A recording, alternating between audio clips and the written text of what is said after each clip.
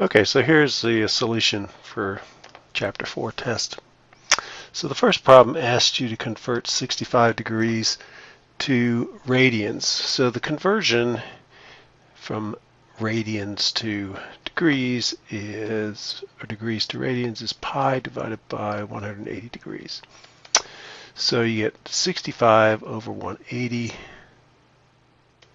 pi, and you want to simplify this fraction. So first you can see that they're both divisible by 5.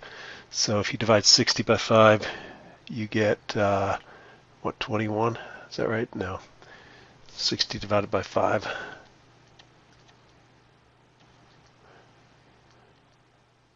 $13. Okay, so you get 13. And if you divide 180 by 5, you get 180 divided by 5.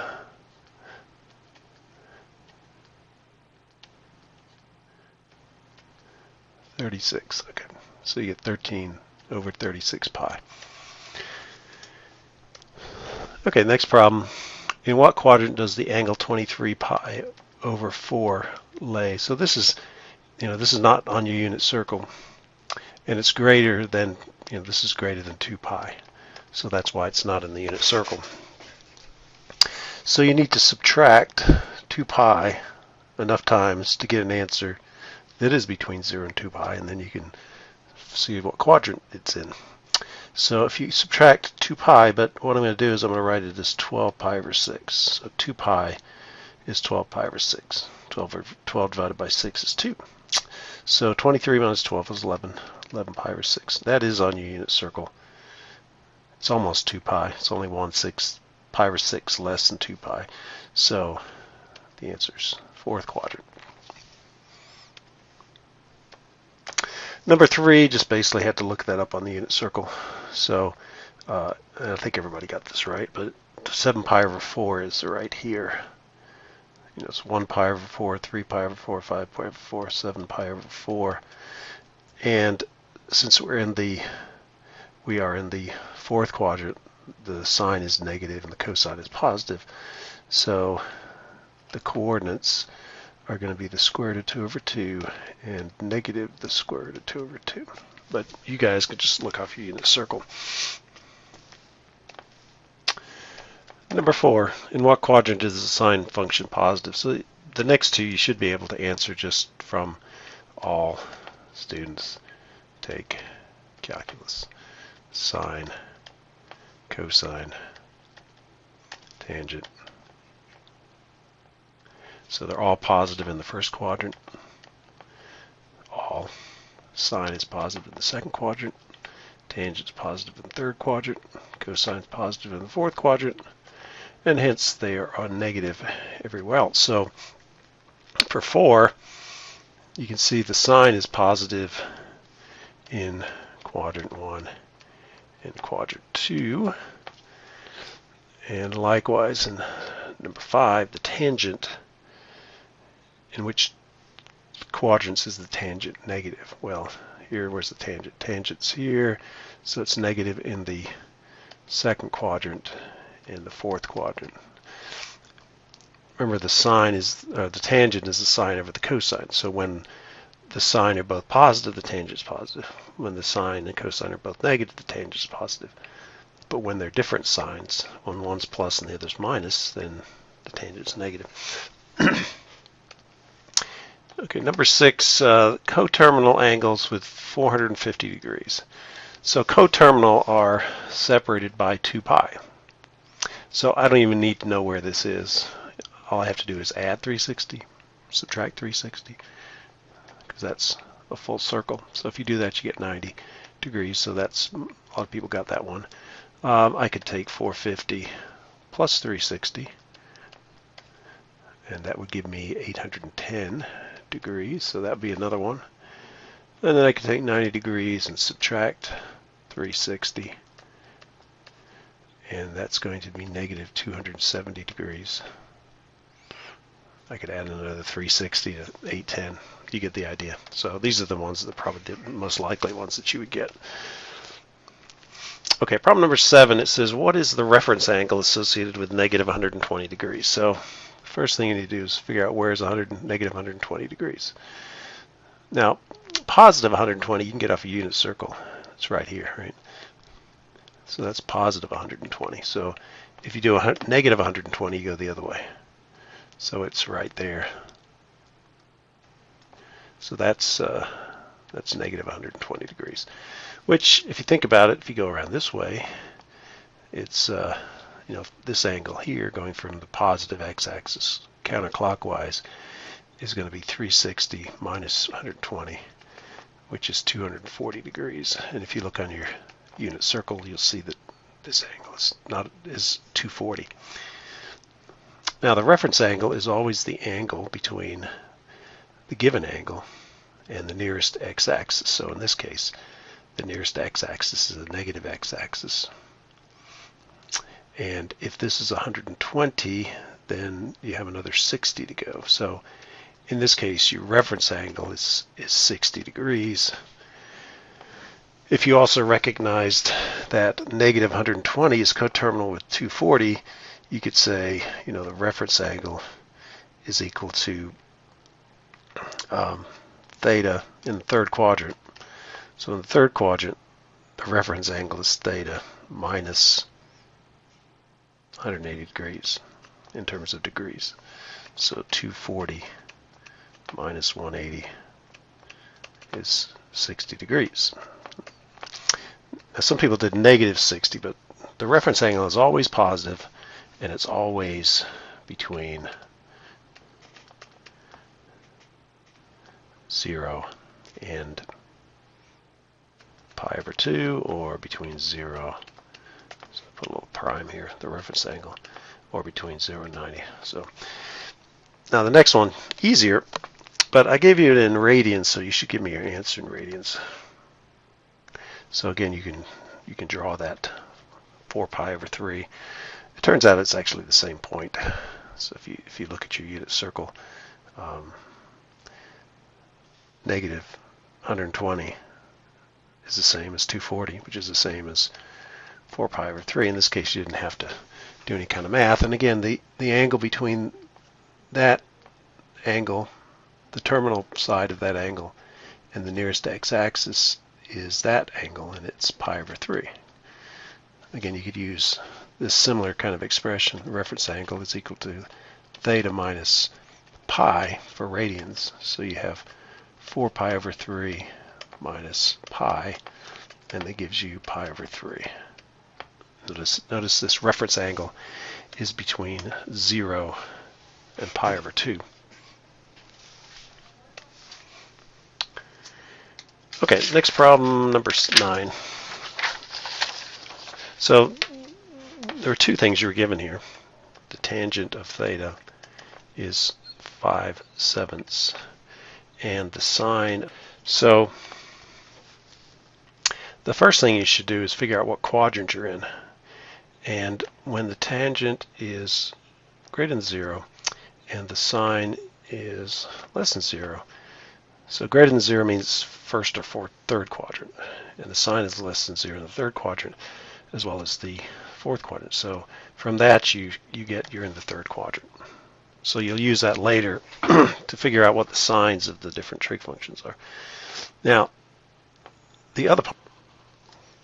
Okay, so we're going to make a right triangle here. This is theta. This is opposite, adjacent, hypotenuse. So the opposite side is the numerator. The adjacent side is the denominator. Tangent is opposite over adjacent relative to where you define the angle theta, and that's true for right triangles. So because we have the two sides, we can find the length of the hypotenuse. It's going to be equal to the square root of the length of the opposite side plus the length of the adjacent side. So you get 5 squared plus 7 squared, which is 49 plus 25, which is, what is that? 49 plus 25, 74. So the length of the hypotenuse is equal to the square root of 74.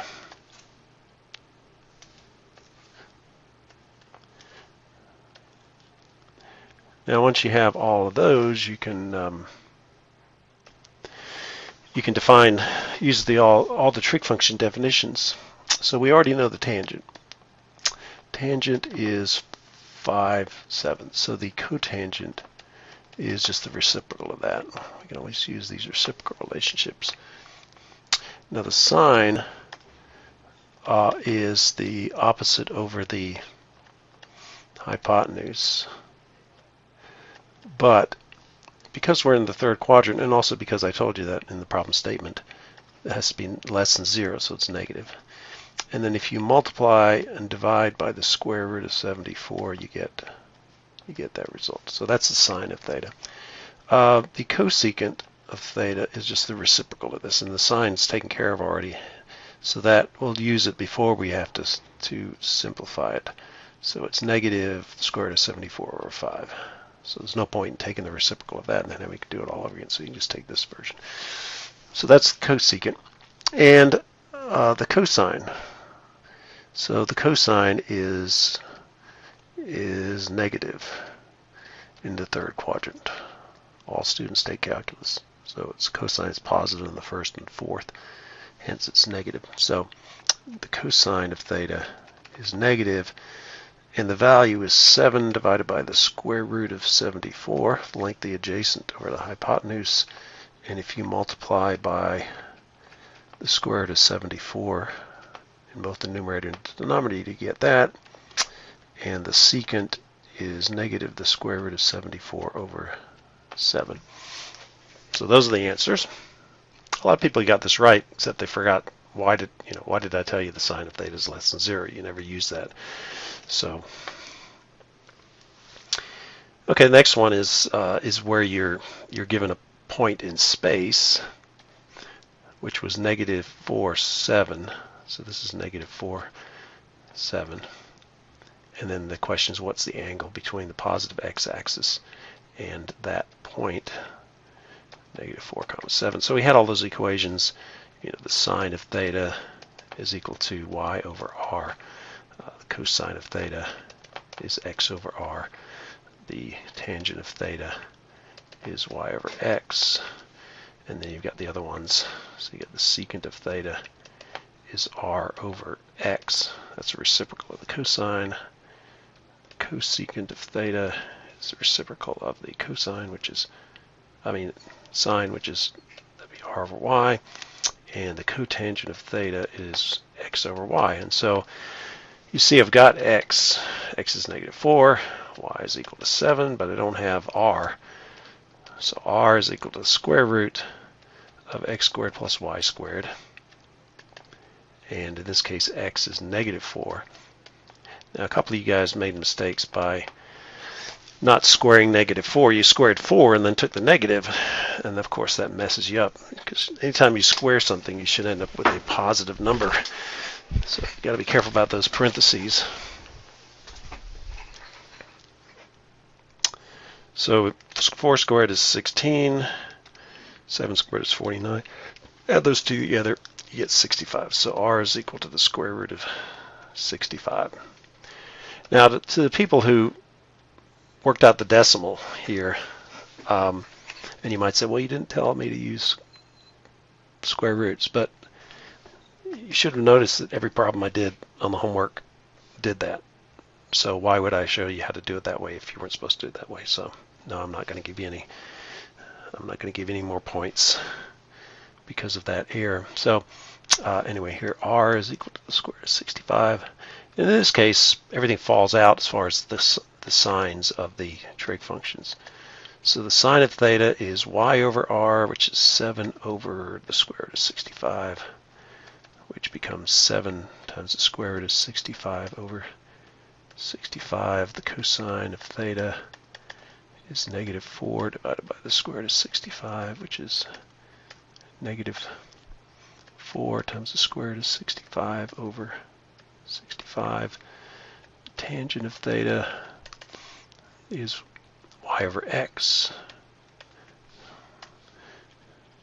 So that's negative 4/7. And then you have the other ones. So we have the secant of theta is r over x.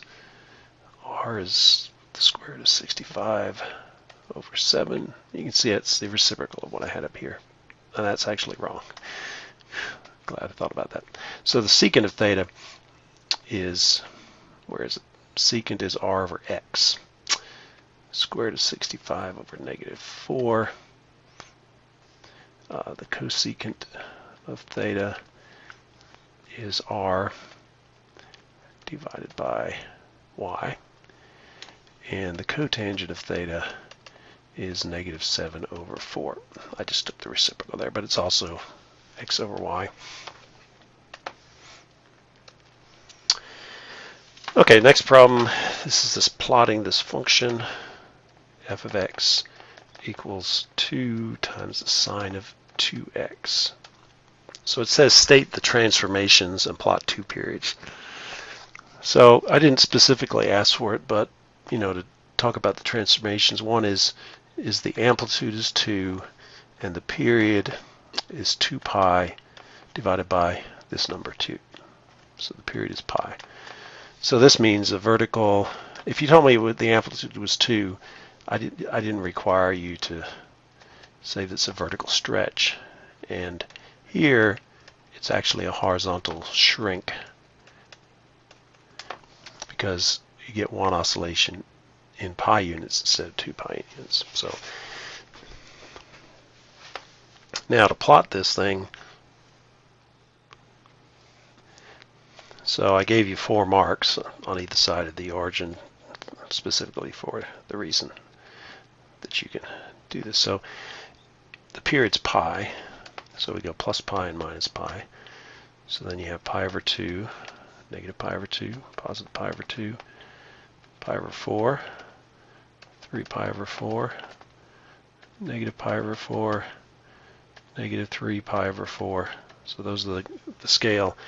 And then, depending upon how you scaled this, I'm going to choose this as 2. This is negative 2. So we draw the horizontal line here at 2 and here at negative 2. And because there's no x or y shifts and there's no reflections, all we have to do is start with our sine function. After quarter of the period, go up here to 2. After half the period, go back to 0. 3/4 period, go to negative 2, and go to 0, and then you can do the mirror image of this thing. So I think I did something wrong here.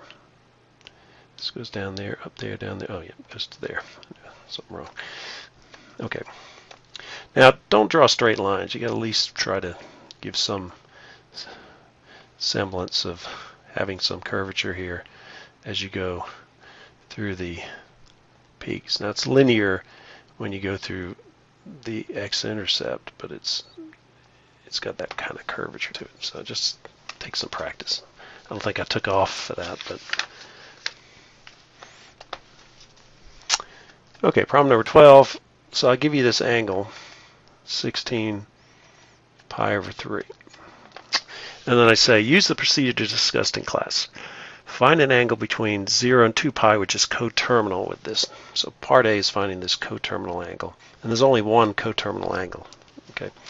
So just like we did in one of the earlier problems, you're going to subtract 2 pi. And this is 2 pi. 6 divided by 3 is 2. And if you do that, you'll get 16 minus 6 is 10, so you get 10 pi over 3, but that's still not between 0 and 2 pi, so you got to subtract it again. So 10 minus 6 is 4. So that's part A, 4 pi over 3. Next it says, find the reference angle associated with this coterminal angle. So if you go onto your unit circle and you write 4 pi over 3, that's going to be down here. We've seen that angle before. Okay, so that's 4 pi over 3. You should be able to read that off your unit circle. And I guess if you got it wrong on this previous problem, you get this wrong, but it's pi over 3. There was also a formula, I'm pretty sure we talked about in the third quadrant. The reference angle is equal to pi, or theta minus pi. So this applies in the third quadrant. So reference angle is equal to 4 pi over 3 minus pi, which is 3 pi over 3. So we get pi over 3. So that's a reference angle. Either just observing it on the, if you're like on the unit circle, and this is 4 pi over 3, and the closest x-axis is the negative x-axis. So that distance is pi over 3, because this is pi. So that's your reference angle. Then I said, determine the sine and cosines in the first quadrant using the reference angle. So reference angle equals pi over 3. You go to your unit circle, and what you find out is the x-coordinate is a half, and the y-coordinate is the square root of 3 over 2. So that's your first quadrant results. And then it says, apply your knowledge about the quadrant of the coterminal angle to determine the plus and minus nature of the sine and the cosine. All students take calculus. So here's the sine. We don't need to worry about the tangent in this case because I just asked you about the sine. So remember, plus, plus, minus, minus, plus, minus, minus, plus. So 4 pi over 3. We already determined it was in the third quadrant. So the third quadrant, they're both negative. So the coordinates of the angle, so this is the coordinates, are going to be negative 1/2, negative the square root of 3 over 2. So that's part D. Okay, next one. Now I can't say for sure, but I'm pretty sure some of you guys still used your calculator to plot this, and the reason I suspect that is because your descriptions of the transformations did not match what you put on the graph. So if you didn't know how the transformations worked, you couldn't have got the graph right. Hence, you must have just plotted it and tried to draw that graph, which is kind of difficult because the scales on the calculator aren't that great. So you're just ripe for making mistakes here. So what we have is we have the amplitude is 3. That's this number right there. We have an x-axis reflection because of the negative sign here. We have the period, which is 2 pi divided by the coefficient in front of the x, which is 1. So the period is 2 pi. So there is a vertical stretch.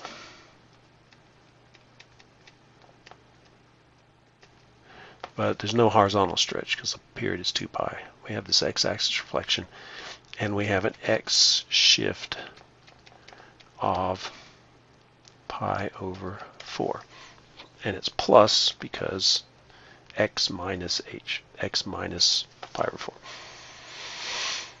So that's the description. Now in terms of plotting this thing, again, we've got 4 marks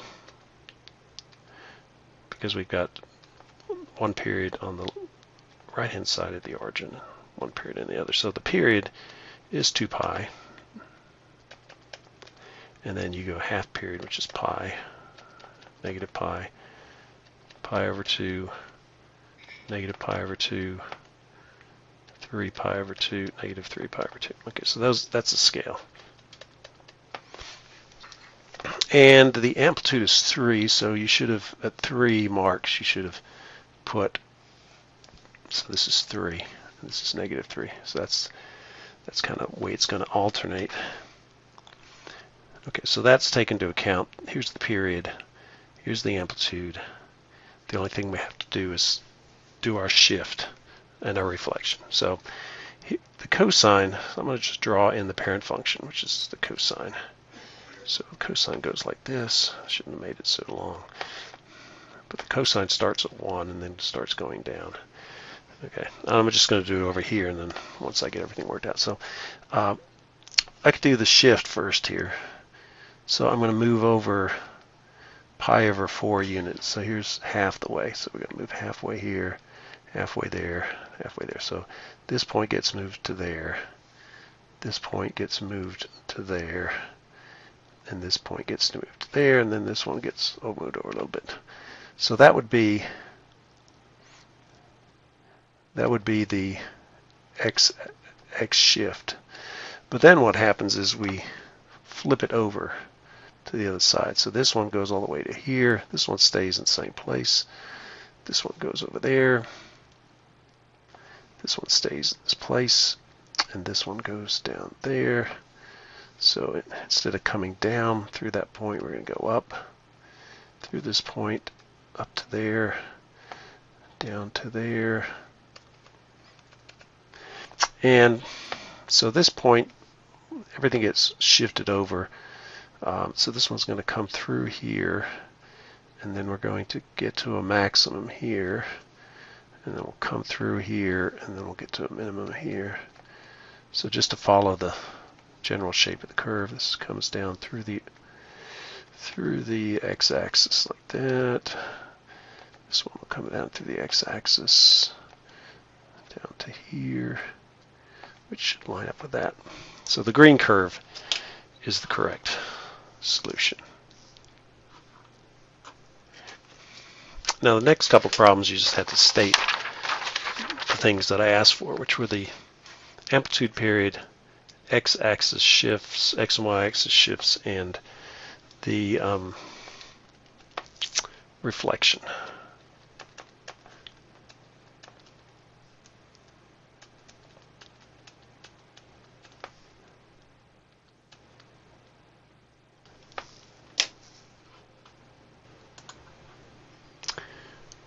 Okay, so this is problem 14, and I asked you to find the amplitude period, the x and y direction shifts, and the reflections.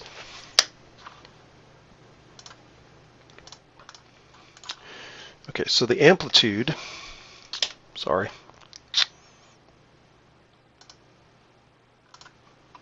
Okay. So the amplitude is this thing. That's the vertical, it's also the vertical stretch. So the amplitude, and it's always positive, so it's positive 3. Now the negative sign here is an x-axis reflection. So we have an x-axis reflection.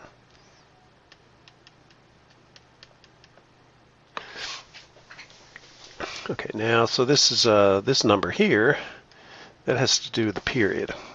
So the period is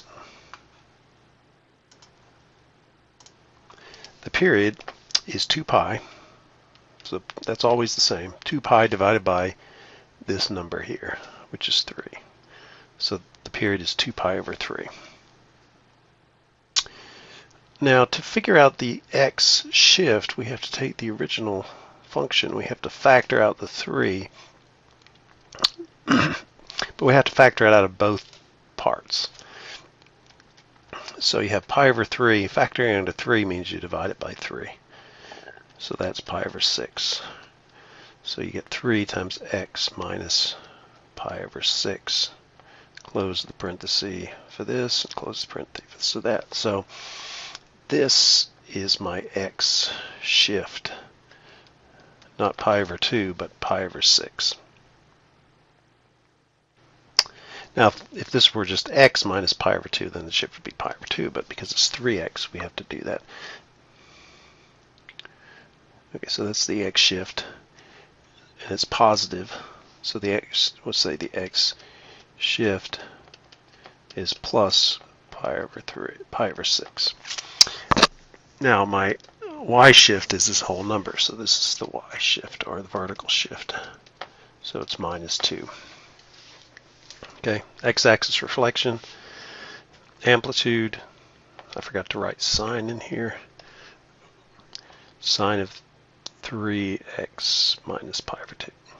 So 3 gives you the period, 2 pi divided by 3.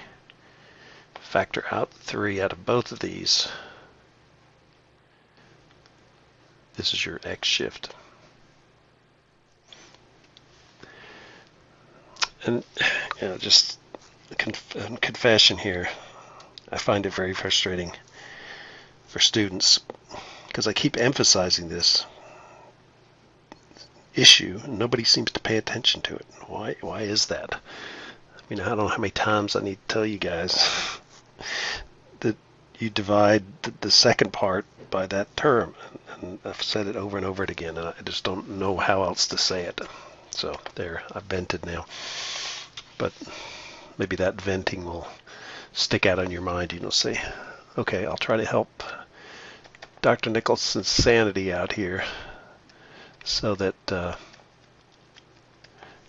I'll get it. You're just not paying attention. Think you know it from some previous class. I don't know what it is, but do I need to yell? Okay, so let's go ahead and do that since we're just thinking about it. Factor out 2 pi. And we're factoring it out of both parts. Now some people factor it out to 2, but you got to do everything that's in front of x, 2 pi. So to adjust the second term, we're going to divide by the thing we're factoring out. So that's the same as 2 pi. Take the reciprocal of that. So notice the pi's cancel out, and you end up with 1/4. So you get x minus 1/4, and then plus 4. Okay, so now we got it all set up. Amplitude 5. That's a vertical stretch. The period you get from here. So the period is 2 pi, not because this is 2 pi, but because we use 2 pi all the time. And you divide by that thing, which is 2 pi, so you get 1. So it has a period of 1. Okay, my x shift is plus 1/4. That's this term after I factored it out. And my y shift is plus 4. So those are the transformations. Amplitude of 5, vertical stretch. This 2 pi means it's a horizontal shrink. This is my x shift, my y shift. Okay, problem number 16. Theta is an angle in either degrees or radians. And I just wanted to show you that you knew how to use a calculator here.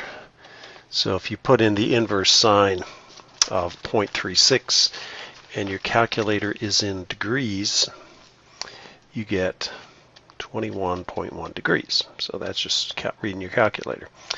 Now if you do the calculator in radians, what you end up with is 0.368 radians. And if I take 21.1 and multiply by pi and divide by 180, you should get 0.368 radians. So you wouldn't really need to have degrees or radians. You could just have one of them, and you could always convert them later. So this does equal 0.368. So you don't even need to do the inverse sine. If you have the degrees, you can get the radians. If you have the radians, you get the degrees.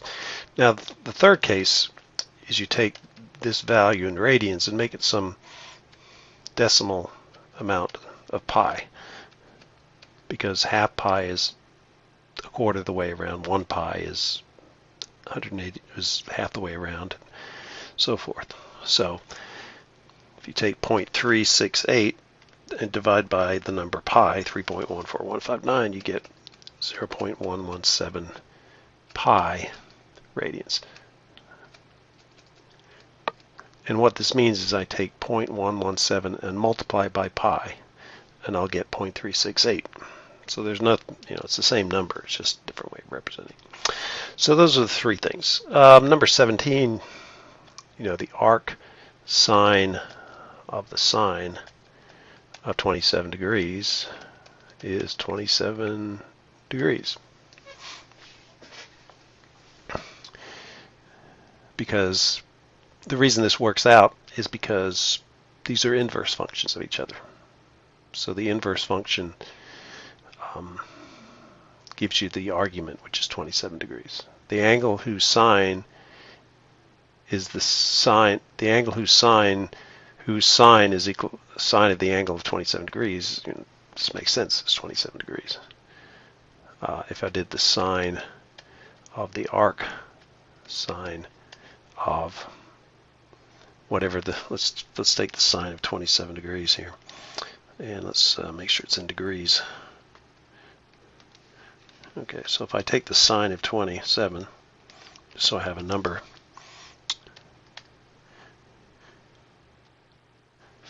0.45399. So there, the answer is 0.45399. The sine of the angle whose sine is this is that. Now, if I did the arc sine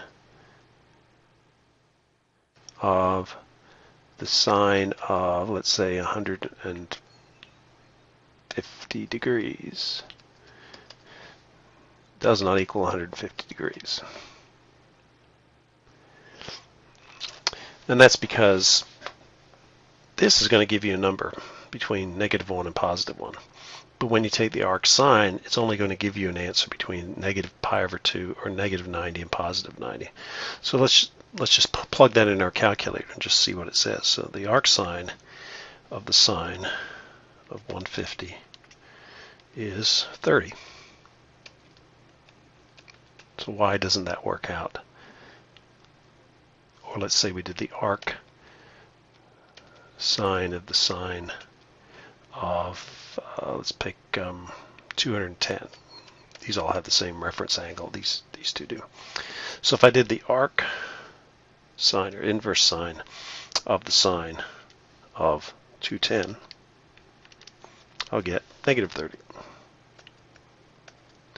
So whenever you take the inverse sine, you're always going to get a number between -90 degrees and +90 degrees. Because what happens here is you take the sine of 150, plug that in your calculator, and you'll get 0.5. But when you take the arc sine of 0.5, it has to be in the domain or the range of the arc sine function. And the angles that are included are from -90 to 90, so it gives you 30. And you can see these have, if you think about the reference angle, this has a reference angle of 30. This is 30. This has a reference angle. They'll have reference angles the same. Okay. So I didn't give you a hard one. You know, if you put 150 there, and I wouldn't be surprised. But okay, the next one, tangent of the arc sine of 3/8. Now, because I gave you a positive quantity here, it's all first quadrant stuff. But the way you do this is you define an intermediate thing. You say theta is the arc sine of 3/8. Theta is this angle whose sine is 3/8. But the sine is the opposite over the hypotenuse. Length of the opposite over the hypotenuse. So if you want to calculate the adjacent side, it's going to be equal to the hypotenuse squared minus the opposite squared. Take the square root. And it's going to be positive because these are all positive numbers. So you take 64, 8 squared minus 9, 3 squared, you get 55. So you get the adjacent side length is 55. Now that I have the triangle fully defined as far as all of the lengths, then I can find any other trig function, tangent, cotangent, secant, cosecant, sine, cosine. I already know what the sine is because that's what I set it up as, but I'm only asked you for one, which is the tangent. So remember, the tangent is the opposite over the adjacent, and for my specific triangle, it's 3 divided by the square root of 55 And we multiply by the square root of 55. We divide by the square root of 55. And so the answer is 3 times the square root of 55 over 55. And if I plug that in my calculator to get a decimal number, I get 0.4045. And some of you did that, but I told you in the review that I didn't want you to just plug it into your calculator. I needed to know how you came through this using this triangle, so that's why you got points taken off there. Probably a fair amount of points too. Now,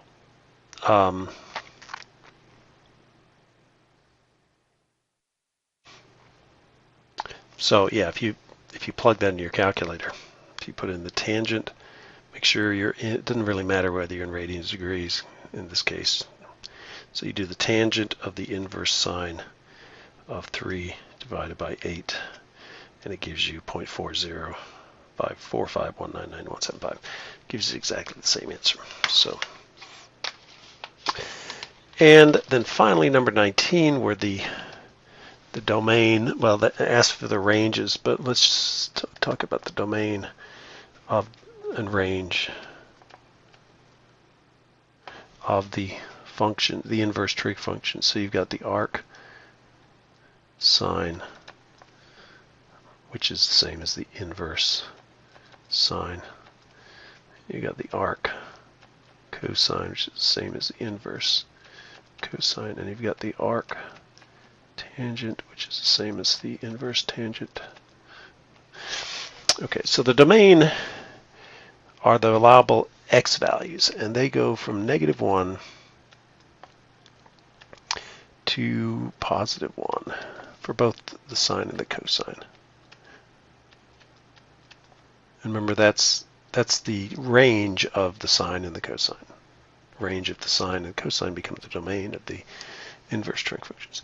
The domain of the arc tangent is -infinity to +infinity. And that's because the tangent function looks like this. So it goes from -infinity to +infinity. And then the range, what we did is we limited the domain of the sine, cosine, and tangent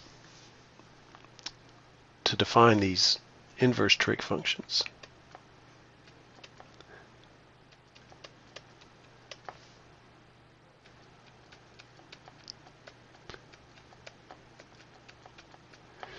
Okay. So for the sine function, we go from -π/2 to +π/2.